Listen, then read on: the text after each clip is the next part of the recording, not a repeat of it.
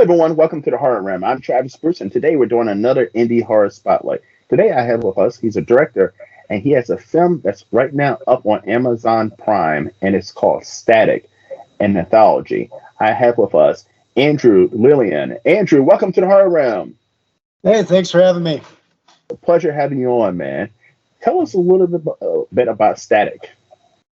Okay, so it's an anthology film comprising of about around 20 short films I've done in the space of like 8 years. Because the first one we did was kind of a short 10-minute proof of concept version of a feature horror script we wrote. And we made that back in 2015. And then for a few years, I didn't do too much on the short film circuit. Then a friend of mine got together with me, and he wanted us to start like a film club where we kind of see if we can create a short film like once per month. And so we would have a prompt, like 1 month it was like gluttony, and I did like a short film on gluttony. One we did a silent movie.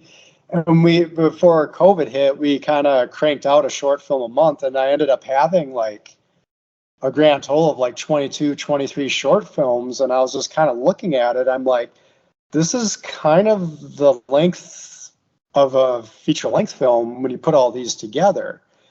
And I just thought, it'd be kind of cool to see if I could like fashion this as like a 80-minute project. And I kind of looked at films like Coffee and Cigarettes, Ballad of Buster Scruggs, and like Creepshow.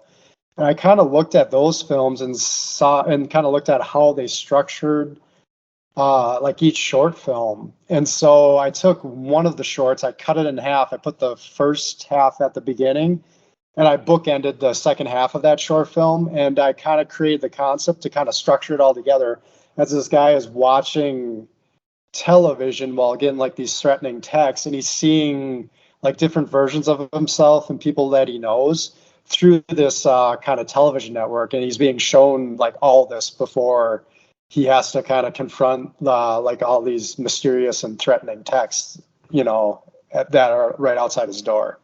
So I kind of took all of those shorts, and like this past summer, I kind of just structured them together and just cut them all together. And now it is what it is right now. So. Awesome. Now, is it easier making shorts compared to a full-length feature? I would say so, just because you can like just grab your friends and like kind of like basic equipment. And like with the film club we had, we're like, let's see what we can do on very minimal resources and like on a time crunch. Like it has to get done at this amount of time. So it kind of forced us to go like super fast and not dawdle too much. And it kind of got me into the habit of, time is money when you're on set, that you can't just sit around for hours thinking like, oh, I don't know how to do this shot. It's like, no, we got to do this now. Yeah. And that's like the beauty of like doing a short, is it's great when you have a time crunch like that. I can definitely imagine fun, but I can also imagine it being a little challenging because you have to fit a beginning, middle, and end in a short time frame.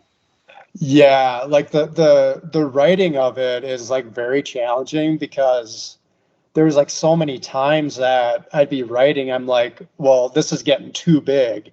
Yeah. And trying to do it on like no budget, I'm like, this is not realistic. And there are times like on set where we would like throw pages away, and we would just be like, well, we have like a bunch of dialogue right here. Why don't we can say the same thing by just saying like one word versus like, sentences upon sentences. Because because short films do have to be super tightly structured, because you can't let them go on for too long, because it's like you kind of wear out your welcome if you just let them go on for like way too long. So. But it's kind of good though to, like starting out, just to see what you can do on like very like minimal resources and time. So it's a good training ground. And I love, horror anthologies. I grew up, like you said, I grew up on Creepshow, Tales from the Crypt.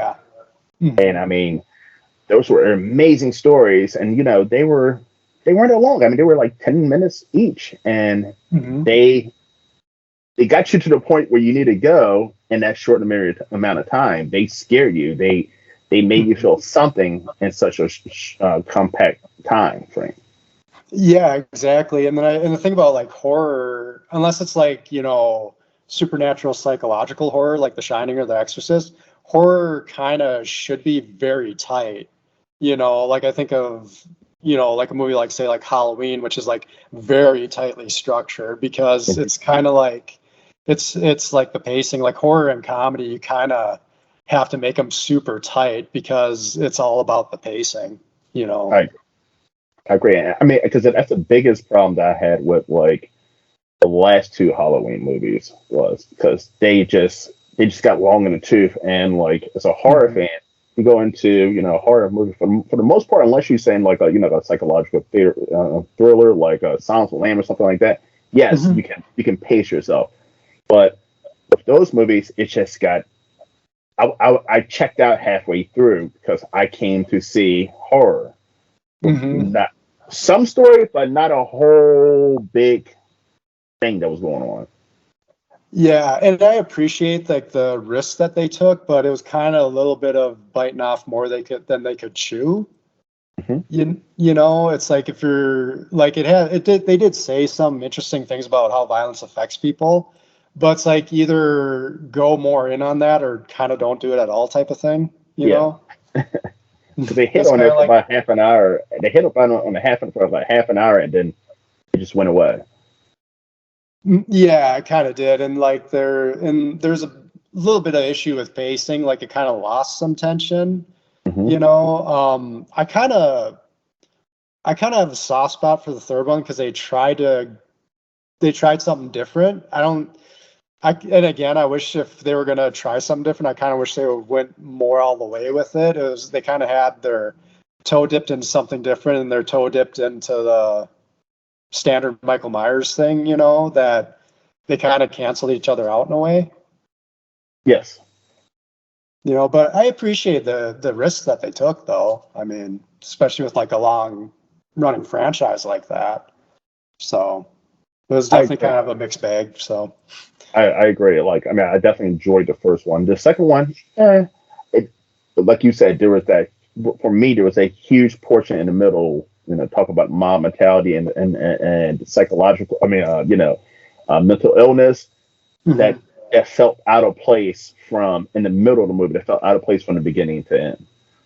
Yeah, exactly. I was a little confused by the second one because they're saying, mob mentality is bad, which yeah, it is, and they're trying to inject some of the Twilight Zone monsters are due on Maple Street with it. But then at the end where they gang up and kick the shit out of them, it's like it felt like they Yeah. were forcing mobs at the same time, and I was a little confused by that, you know. But Yes, I mean, yeah. As a filmmaker, I can imagine that's tough to do. yeah, for sure. And also, it's like I said, it's kind of like an established franchise. You can only kind of color outside the lines so much. So, Correct. but yet you have to give people something new or a new spin on it. It's like a really hard, like high wire act, in a way, but it's easier to get a green lit at the same time. So you have to For take that. established franchise. Yep, I agree. Now, Mhm. who are some filmmakers that you got inspiration from? Horror filmmakers. John Carpenter, especially in the 70s and 80s, like his run was like phenomenal, like horror, sci-fi. He did like modern day westerns, like with Assault on Precinct 13. But Yes. then he could do like a love story like Starman just as well. And like Halloween, I watch like once every October, and The Thing, his remake of The Thing, I watch like once every winter. Like that, and The Shining is a great like middle of January cabin fever double feature that I really, agree. yeah, they really work well together that time of year.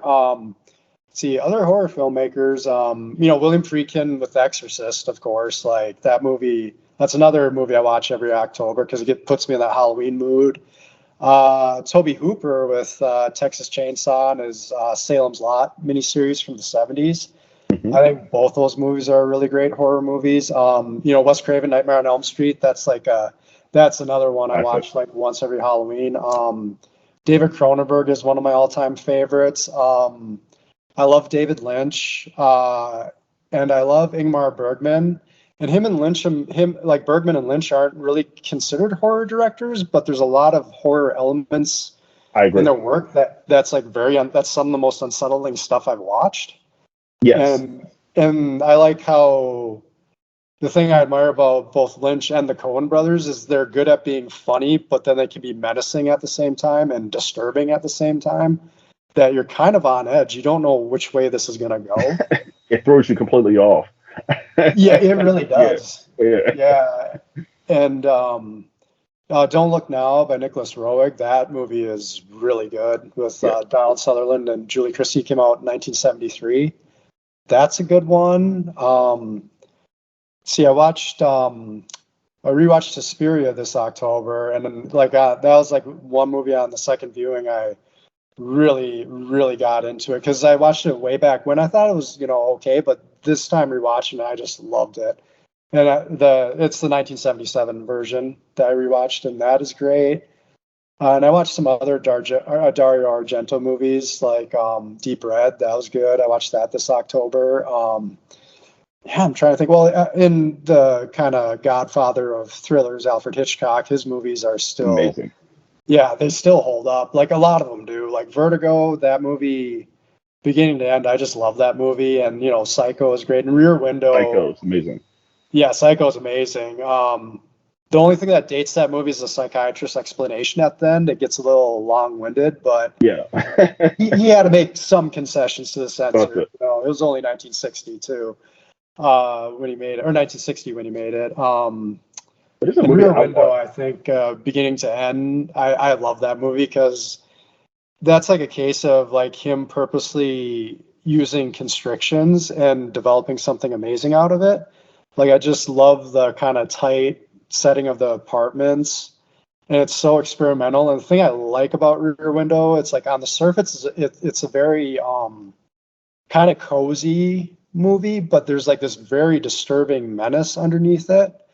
Like Hmm. it's like almost like a jovial movie about this guy kind of being a voyeur, but like next door, this guy, like his neighbor just brutally murdered his wife. And there's like this tension underneath the kind of easygoing atmosphere of it, which I really like. And I don't know, I think like in horror, like I really like contrasts in horror films, like where one minute it's like light and loose, but then all of a sudden becomes like as Like, serious whoa. as a heart attack.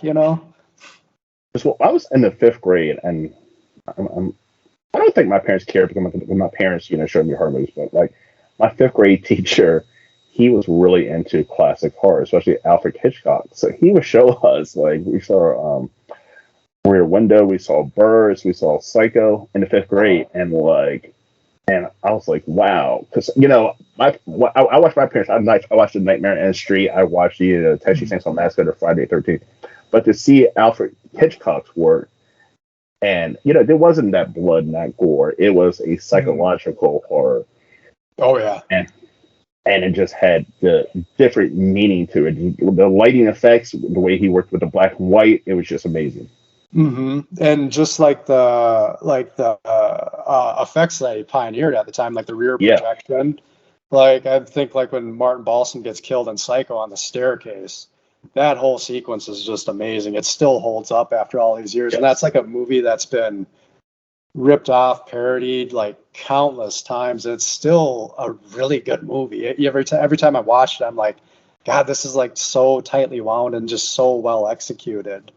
And also he had to smuggle a lot of stuff like underneath the censor's nose because he had to work with tight censorship. hmm Whereas like his kind of students who came after him, censorship was kind of gone at that time, so they had a lot more freedom than he had. But yet he was still able to get like this, I don't know, disturbing subtext snuck under the movie. and I mean, Psycho is definitely the original slasher in my eyes. I mean, it was Yeah, the first mainstream slasher movie. yeah, and because I like that and Michael Powell's movie Peeping Tom came out around the same time, and both those movies really challenged censorship. Like they really took it to it, and they were kind of like the proto slashers of the time. And like it was so funny, like because Psycho was like Hitchcock's last movie for Paramount, and they didn't want him to make it at all. They're like, "Oh, don't make this dirty book into a movie." And he ended up funding it all himself, and he used like his television crew just to save money. And Paramount's like, "Well, we're not." They just wrote it off, but then it ended up just being this huge, massive hit, and he proved them wrong. He kind of started a genre from it. And I think Psycho was like kind of the first movie to really start the collapse of like the strict censorship in Hollywood. Yes. Because it was 1960. Then the mid late 60s, you had other movies like Bonnie and Clyde, Midnight Cowboy, The Graduate, that kind of finished censorship off, which kind of gave birth to like the 70s film industry. I agree. Now, I'm going to tell you one movie that for the longest time, I disliked. It was my least favorite movie in the series, and that was Season of the Witch, Halloween 3. Oh, yeah. And I watched it 2 years ago. Again, I was like, let me give it another try. Mm-hmm. That movie was so fucking good. I know. Like, for years, I put off watching it because everybody said it was so terrible. Yeah. And it was like a Halloween movie without Michael Myers. But then when I finally sat down and watched it, there's this movie podcast I listen to every once in a while called We Hate Movies. And they did an episode on it. They're like, give this another view, because this is actually a pretty good movie. Like, they highlighted the ridiculous parts of it, but I was like, oh, maybe I should watch it. And like the ending is so dark. Like it's like apocalyptic. It just really like knocks the wind out of you. And I was like, when it's over, you're like, damn, they really went there. And when you depict like child death in a movie like they did, I'm like, wow, you guys actually crossed that threshold. Yeah, and the acting was great. I mean, yes, it was over the top. That's what you see most critics say. Oh no, acting was over the top, but yeah, it was over the top for that movie. It fit that movie. The over the top acting was great, and it fit that movie perfectly. Yeah, and it fit the tone of the movie. And I thought, like Tom Atkins is just like fun in that movie. I just like that this is our hero, this kind of middle-aged, kind of like borderline alcoholic, deadbeat dad. This is the guy that's going to save the world. It's real. It's real. Yeah, it's very real. I like that he has flaws, and I loved Dan O'Hurley as the bad guy.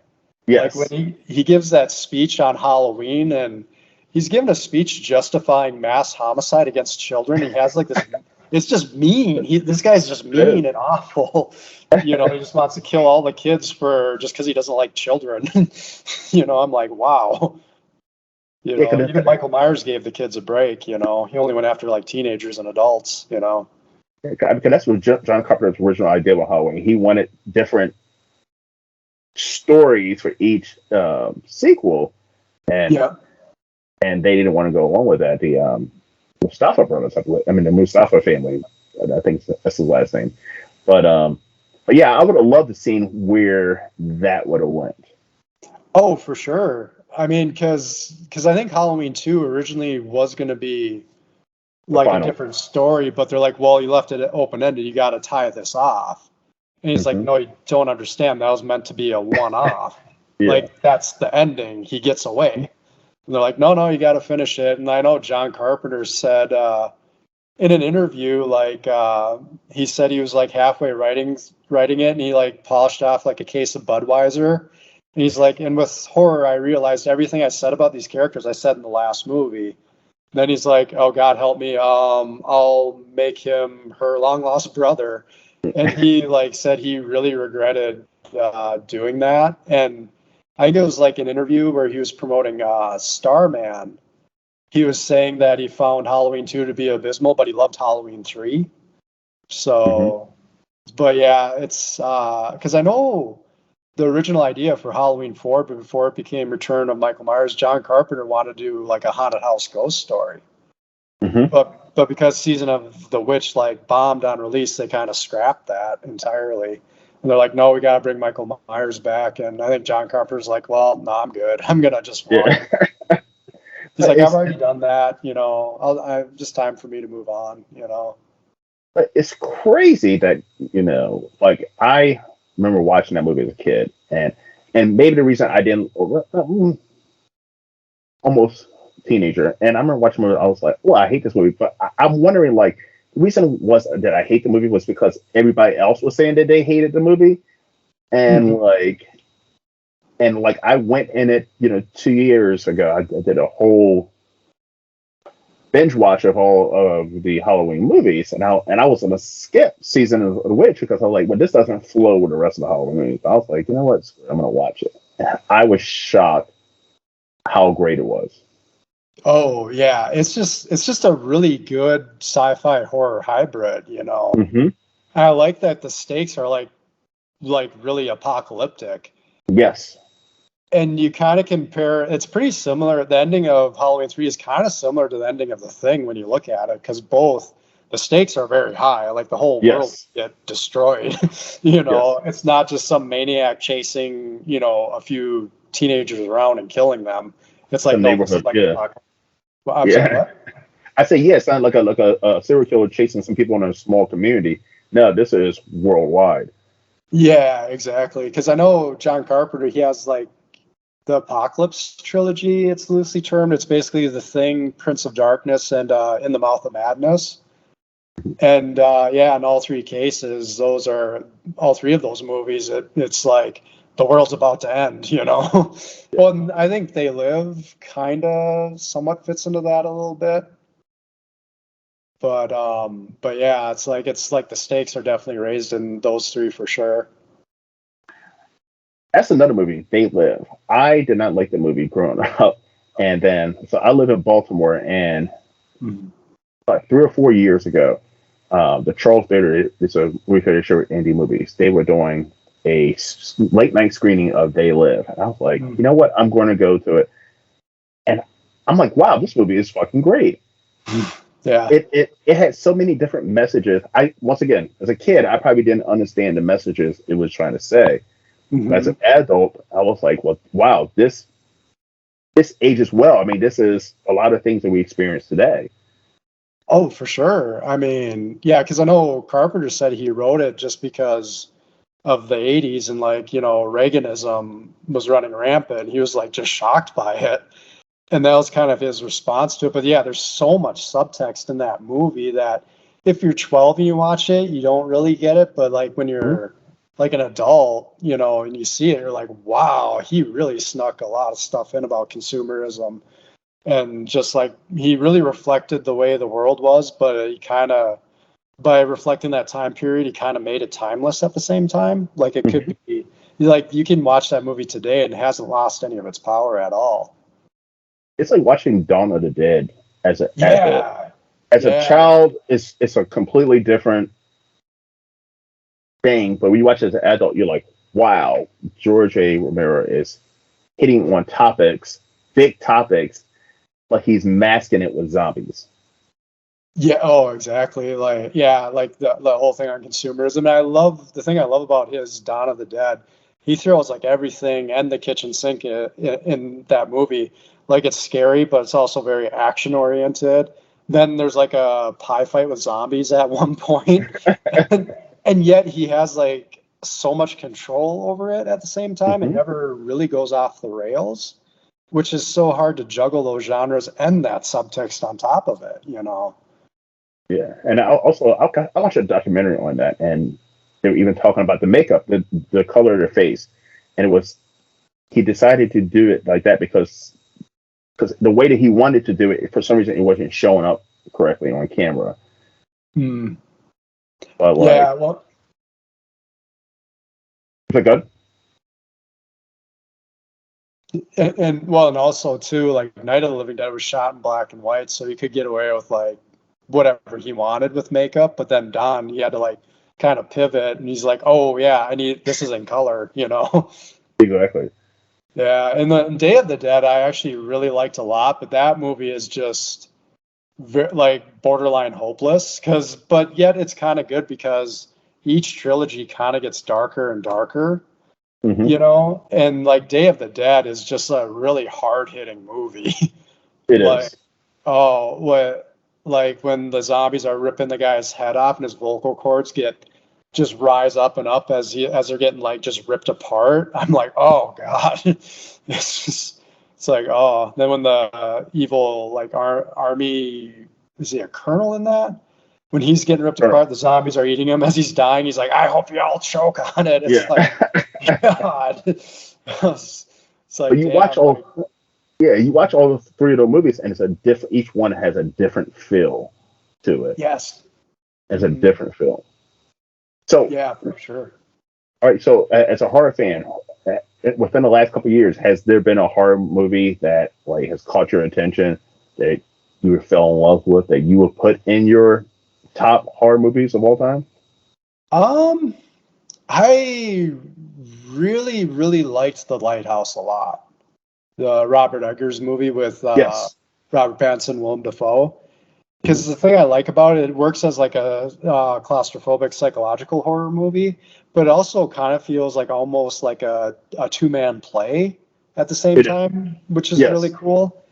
And there's like a lot of nods to like both The Shining and like Eraserhead in that, which I'm always down for. And I just thought like Pattinson and Dafoe, how they just played off of each other was just like so amazing to watch. And I thought both of those guys should have gotten a Best Actor nomination because I thought they were both just amazing in that movie. And that's definitely a movie that really kind of lives or dies by your two main actors and your two main characters because that's kind of all you have. And there's also a ton of atmosphere in it, and the cinematography in that movie is just beautiful looking. It is beautiful. Yeah, it's just amazing. I loved Midsummer. Like This summer's I great. Oh, that was so good. And I liked Hereditary, but I think I liked Midsummer a little bit more for I'm the some same boat reason. as you. I'm the same boat as you because most people said that they prefer Hereditary over Midsummer. Midsummer gets a lot of hate. But people say Yeah. they love Hereditary, but I'm the complete opposite. Midsummer was okay. I mean, Hereditary was okay. I like Hereditary, but Midsummer was something completely different. I mean, the cinematography from light. I mean, it was just Mhm. so bright and Yeah. like it was just a beautiful movie.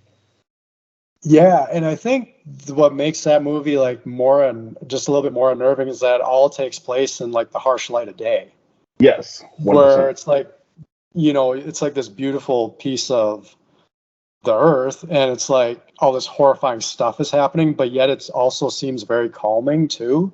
Yes. And that's like kind of like the type of contrast I really like in a horror movie. Like, because I remember watching the ending the first time watching it, I'm like, man, this is like both with the score to that movie I think is amazing, but I'm like, Yes. yeah, oh man, yeah, like I'll like play that score just by itself, but like just watching the final 10 minutes where, spoilers to people who haven't seen it, tune out now. But when her boyfriend's in the bear costume and they start setting that house on fire and she's the queen and the two followers agree to stay there because they believe in this so much, but when the fire hits them, they start screaming. And Mhm. just like that look of joy on her face while the music is swelling, I'm like, this is both very disturbing and horrifying, but it's like oddly comforting too, because Yeah. you kind of feel that she's finally found like this inner peace, but she's committing a ritualistic sacrifice of her ex-boyfriend to do it. And it's like this is like both disturbing yet very comforting at the same time, you I, know. and that movie starts off fucked up. Like it starts off right Oh out of the yeah. gates fucked up. But then it kind of calms down and then like spoiler once you start seeing the individuals who'd reached a certain age and they jump off that fucking cliff, Oh yeah. and it's just Ooh. like, whoa, what that came out of nowhere. Yeah. Yeah. And like when they get there, there's like this like you feel something's a little off, We but you do. can't put your finger on it. Then when that turning point happens, you're like, oh God. And Yeah. that part is so graphic. Like when they land, you see like how the bone just shoots out of their leg, and like the Yeah. one guy doesn't die, and they have to use a mallet to bash his head in. Essentially, I was like, oh, it's Yeah. like okay, this is what we're dealing with. you know. And that's a disturbing feeling that I felt like I didn't get from Hereditary. Yes, the daughter did get her head knocked off. That was just, Oh yeah. but yes, which was disturbing. But that movie just disturbed me on a different level, like Midsummer, and Mhm. also like it was just beautifully shot. And you talk about the score. The score in that movie was fucking amazing. I mean, Oh yeah. it set a eerie atmosphere, and it definitely you you didn't know what was going to happen, but you knew something bad was going to happen just from that score. Yeah, yeah, exactly. It's like there's like this kind of like menace you can't put your finger on the first like 30 minutes of the movie. You're Hmm. like, you know, I feel this is very comforting, but there's something that feels just a little off. I can't put my finger on it. And it slowly builds and builds and builds until boom, Yes. you know, and yeah, just I thought Florence Pugh did like an amazing job in that movie beginning to end, Hmm. you know. And yeah, I really like that movie, and like it felt like he kind of developed more of his own voice in that movie a little bit more. Like Hereditary is like a really strong debut. Don't get me wrong, but Hmm. it felt like paying tribute to Rosemary's Baby at certain points of it. You know, I agree. where it felt like a bit of a homage a little bit Hmm. at times. Whereas Midsummer felt like he kind of it was like this whole new level of confidence from him. If that makes sense. Yeah, it 100% makes sense. Yeah, I mean, I listen. Midsummer, I've had this debate many times. I would say 80% of people say Hereditary over Midsummer. I fall in Mhm. that 20%. I I don't dislike Hereditary, but Midsummer was something that like during that time frame, like nothing else had was out there like it. It was something brand new, fresh, and Yeah. it was just unnerving as well. Oh, yeah. It really was. I mean, yeah, and I'm probably one of the few people who actually like Beau's Afraid because I know people really don't like that movie. Well, I don't hate that movie, but it's okay. I mean, I don't love that movie, but yeah, I respect it for its artistic side Hmm. And I think it's a movie I'm gonna have to watch again because I've only watched it once, and there's so much going on in that a movie, and it's lot. such a big movie that like when as soon as it was done, I was like, you know, this is what I'm gonna have to sit with and come back to. Hmm. But the fact that he took such a big swing with that movie, I really appreciate that. And the fact that A24 gave him carte blanche to do whatever he wanted on it, I think is kind of a good thing. You know, because I kind of wish like more studios would kind of back auteurs and give them that level of support, you know, which is it's kind of a rare thing to kind of see in this day and age, you know. Yeah, I was explaining to someone. I was like, Bo's Afraid. I felt like that was his original movie. That was his masterpiece that he wanted. But Mhm. maybe A24 didn't want that to be the first one, and I think that he made these two movies. You know, he made Hereditary and Midsummer because this is what everybody wanted to say something like this. And then I feel like Bo's Afraid was always his piece of work that he's probably had out there first, and then like he had to now that he had the approval to make whatever he want. Now he could push out his actual masterpiece that he wanted to. Yeah, like his most personal movie, Yes, you know, and now he kind of had the clout to do it, and he correct. had the freedom to, to potentially fail at it, you know, because Yes. it did bomb financially, but it's just the fact that it's like such a big swing. Like I totally get why people hate it. I Hmm. totally understand, but like the big swing that he took with it, I thought was pretty damn admirable. And like I'm not quite like overall I like the movie, but I'm not 100% certain how I feel about it until I watch it again. Because there's Yeah, I'm like gonna have to parts of watch it it I again too. liked more than other ones, you know, of the movie. I'm definitely gonna sit down and watch it because it was such, like you said, it was such a long and heavy movie, Yeah, and yeah, for sure. there was a lot hitting you. Like, yeah, that is definitely a movie I'm gonna have to sit back and rewatch again. Yeah, yeah, it's yeah, like it's such a big story, you know, Hmm. that you kind of. you have to really just sit with it and just, okay, this is what I got from it last time. Because I have a feeling it's going to be one of those movies that the more I watch it, the more I'll like it. And then I'll see something different each time I watch it. I agree. And Like, it's definitely one of those movies you can't watch with. You got to watch with no distractions too. yeah, oh yeah. You got to Yeah, watch that movie with no distractions. But Hereditary and Midsummer the same way. mm-hmm. Like you cannot watch those movies and play your cell phone or have a conversation with someone. Like I saw Midsummer in the theater, and Oh, like I wish I've seen it in the theater. I saw it in the theater in the indie theater, and and and and and maybe that's why I love that movie so much. I haven't rewatched it. I haven't rewatched it because maybe the reason I enjoyed it so much was because there was no distractions, and I Oh got yeah.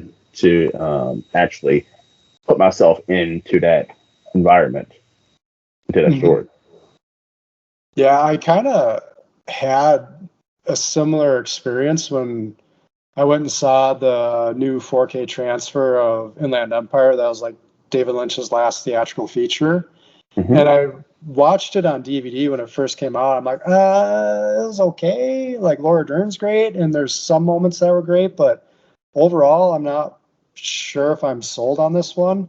But then when Hmm. I saw it on the big screen with like a really good sound system and the new restoration, no distractions, the movie just hit so different this time.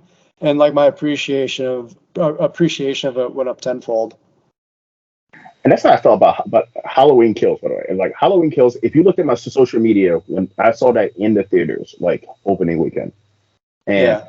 if you saw my reviews, my reaction on my social media, I was calling it the greatest Halloween movie ever made. Oh, yeah. Because it was so. I think that's called the theater effect. You know what I mean? Like, Hmm. it's definitely called the theater effect. And people who don't go to the movie theaters, I'm telling you, you're missing out Oh, for because sure. a movie that you think watching at home on DVD is great, it's even better watching in a theater. And Oh, yeah. but sometimes even a movie you watch at home that you're like, boy, this movie sucks. You watch it in a theater, it's a completely different experience. A Oh, for completely sure. different experience, and that's why maybe that's the reason why I love Midsummer so much because I saw it in the theater, and I feel like 90% of people who've seen that movie watch it at home with Oh, yeah. distractions. Oh, for sure. I mean, because yeah, one movie that like I liked it because I saw it on streaming first, then I went and saw it in IMAX was the last Dune movie. Hmm. And like I liked it on streaming. I'm like, that's good. Now when I saw it in IMAX with like a crowd and seeing it in the big IMAX format on a huge screen, I'm like, whoa, this plays way differently. Like way differently. Yeah. But You that's how I know. feel about the Marvel movies. I cannot watch a Marvel movie. If I miss it in the theaters, I'm probably not going to watch it, because Hmm. the Marvel movies are meant to be watched in the theaters. Like, it's not meant to be watched on Disney Plus. It's not. It's a No. different thing. I've tried to, I've watched Avenger movies and so forth, and in the theater, I'm like, whoa, this is amazing, and try to watch it at home. Hmm. It's Oh just not yeah. as it's just not as good. I don't care how big your surround sound is. I don't care if you have a home screen. It's just not the same experience. No, it's really not. Especially if it's like a really good like indie theater. Like if you go to like an Alamo Hmm. Draft House, it's always amazing. And there's another theater in the Twin Cities in Columbia Heights called the Heights Theater. And I went and saw the 4K restoration of Lost Highway there. And it's like a really like old timey theater. And before the movie, they had like this kind of organ grinder, and this guy was playing organ music before the movie started. Like, And it was like the theater was like packed. And it was like one of the best like movie going experiences I've had because like just seeing the crowd react to like that movie, like the parts that they're laughing at, some of them I'm like, whoa, I wouldn't have even thought to laugh at this part. But I'm like, oh man, it's cool seeing a crowd like dig a really abstract horror movie like that the way they did. and just like the sound system and how the seats were rumbling and stuff was like, wow. I thought I saw this movie, but it turns out I haven't. Seeing it on like a huge screen and everything. Right. But that's what I was saying. Also, too, going by seeing They Live in the theater. Like, I don't think I was old enough to go see it in the theater, but like seeing it a couple of years ago in the theater, it was just like, and it was a packed crowd. Everybody was wearing They Live shirts, and like Oh, it was like horror fans like of that fans of that movie. And it was like when Roddy Piper name popped on the screen, everybody's like, yeah, and cheering and so forth. I mean, it was just a different experience than me sitting at home watching it by myself. oh, for sure. And I would love to see the fight scene in that movie with the giant crowd. Yes, oh, it was amazing. I mean, it was just feeding off the crowd, everybody laughing. And Yeah. listen, the theater experience is going to be dead soon because of streaming channels, and I hate that. I fucking hate it. I fucking hate it. Yeah. But I think we're going to lose, a piece of cinema with when that does go, because I mean, it's an amazing experience. Oh, for sure. I think we still need to have theaters around, and I think we need to really. I think also we need to keep physical media around too. I agree. Because like a 4K disc, I mean, on streaming stuff looks really nice, but there's something about like a 4K collector's item. It just like pops so much more, and especially with like a boutique label with like Criterion, Arrow, Eureka, Masters of Cinema, Indicator, and Imprint. The care that they put into their restorations and all the extras that they put on, and even just the booklets that they do and the cover art, it's totally different than just watching something on streaming. And the nice thing is about owning a physical copy, you can watch it whenever you want. Whereas like streaming, you're kind of at the mercy of the streamer's contracts because they'll arbitrarily just remove a title, and it was like, oh, I was looking forward to watching that. Yeah, that always sucks. I think seen that I don't play video games as much. I've seen that they're doing that with video games now too. They're trying to get rid of physical video games, the disc, the book, and they're Mhm. trying to do everything digital. And I'm like, if I was going to buy a video game, I I used to buy video games. It was nice to have the actual box and open it up, and it had the booklet with the Yeah. stories of telling you about the characters and Mhm. and all of that. You get I mean, and sometimes they would toss in little free stickers or something. Like it was just Yeah. nice to have the actual video game. I just Mhm. wouldn't want to have a digital. I understand there's cloud and you can back it up and shit, but I just feel like that can be lost. What if Xbox or Microsoft gets rid of their cloud 10 years from now? You don't have that game anymore. Yeah, exactly. And it just randomly disappears and you can't find it anymore. Well, I think like another alarming trend that's happening is when Warner Brothers pulled the Acme versus Coyote movie recently, and they're just going to destroy it, even though they put like 70 million into it, because they can get more money of it as a tax write-off. And I don't think that's like a really good precedent to Yeah, set. Personally, I get financially why they're doing it, and they're a company, they're a conglomerate, they got to make money, but that's how you view the art form of movies. The Discovery, you probably shouldn't be running a movie studio if that's how you feel. I mean, you should have at least an appreciation for it, and also the people who put all the hard work and time into this. It just seems like kind of a waste of 70 million, I agree. I mean, I wish I had $70 million just flushed down the toilet like that. I mean, that's I know crazy. it would be nice, wouldn't it? I wouldn't do Uh, it though, but if I had it, yeah, yeah. I mean, hell, I could make like a series of movies with like, just 70 million, Could make 10 movies, 10 feature length movies. exactly. So, Andrew, where can everyone find you, my friend? oh, me, I'm definitely on Instagram, Facebook. There's the Static Anthology movie has its own Facebook page. I also have like a professional page, Andrew Lillian, on Facebook, and I'm like on Instagram. I think it's at Andy Lillian on Instagram. So, and I'm also on Twitter at Andy Lillian on Twitter, or I guess it's called X now. Whatever, Yeah, whatever they're calling whatever it's Twitter. called. Yeah. Yeah. Listen, So. This has been a fun conversation, Andrew. Listen, you got any more projects, man? You're more than welcome to come on, man. Okay, great. Yeah. Yeah, I'm down to come back on for sure. Listen, everyone, go onto Amazon Prime right now and check out Static, an anthology. Got 20 different short stories in it. If you like Creepshow, if you like Tales from the Crypt, like Twilight Zone, check it out. All right, everyone. Well, thank you for coming to the Horror Room. I'm Travis Bruce. I'll see you guys next time. Yep. Take care. Thank you for having me. You're welcome, buddy.